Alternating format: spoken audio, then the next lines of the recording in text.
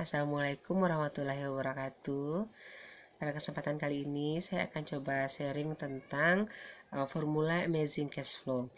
Nah, untuk bisa memperoleh amazing cash flow ini ada 3 hal yang perlu kita perhatikan, yaitu yang pertama tuh increase income atau menaikkan jumlah pendapatan. Yang kedua, control liability atau kita harus berusaha mengontrol pengeluaran-pengeluaran kita. Dan yang terakhir yaitu build asset. Nah, saya akan coba terangin saya coba sharing yang pertama ya. Nah, untuk increase your income ini kita harus berusaha menambah penghasilan kita dari selain gaji tetap dari pekerjaan yang sudah ada.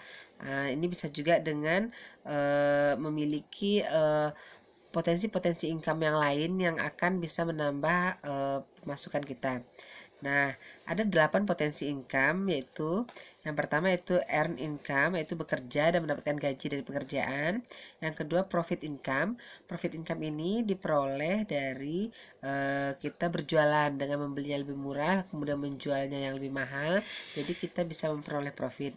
Yang ketiga yaitu interest income. Interest income ini yaitu income pasif yang kita peroleh dari investasi kita terhadap sesuatu seperti ikut investasi di Sirkah yang ada di gold ya. Yang keempat, capital income. Capital income yaitu kenaikan harga emas atau rumah atau saham yang kita miliki. Nah, yang kelima, dividend income, yaitu bagi hasil yang kita peroleh dari keikutsertaan kita sebagai anggota koperasi atau dividen income dari saham yang kita miliki. Yang keenam, rental income. Rental income ini contohnya seperti ketika kita memiliki kontrakan, nah setiap bulan kita akan mendapatkan hasil dari kontrakan tersebut. Nah, ini yang disebut dengan rental income. Yang ketujuh yaitu royalty income. Royalty income ini kita peroleh ketika kita menulis sebuah buku dan kita mendapatkan royalti dari penjualan buku tersebut. Dan yang kedelapan yaitu residual income, yaitu kelebihan dari target yang kita buat.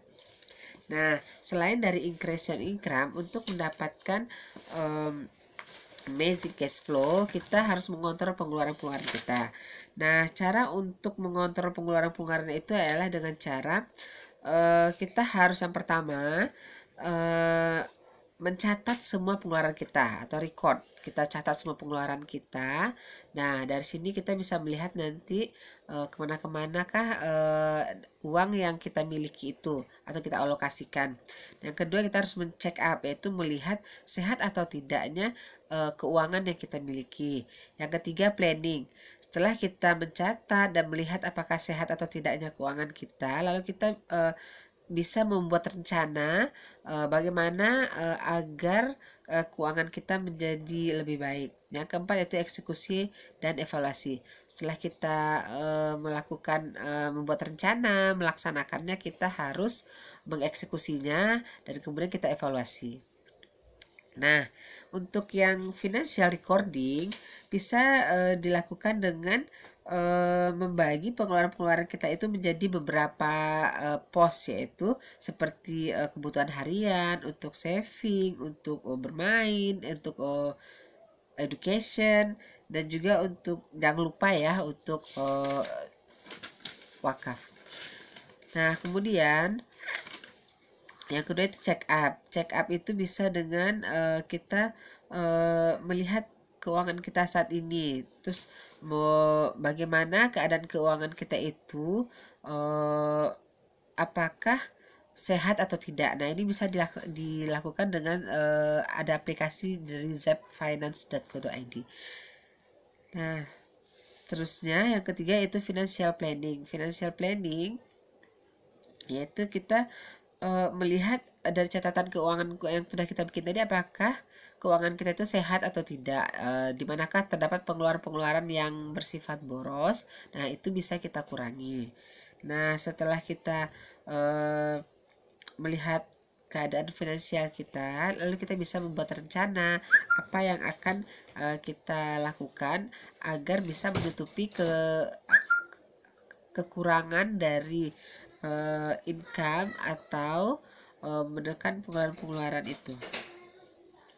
Nah, setelah kita mendapatkan hasil dari financial planning kita itu, kita bisa melihat apakah kita memiliki kelebihan dari target yang sudah kita bikin, sehingga kita bisa membangun aset.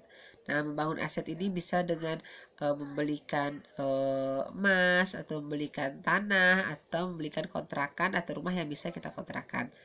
Nah, sekian dulu dari saya. Lain kali kita sambung ya sharing-sharingnya. Kalau ada yang mau ditanyakan, silahkan ketik di kolom komentar. Terima kasih. Assalamualaikum.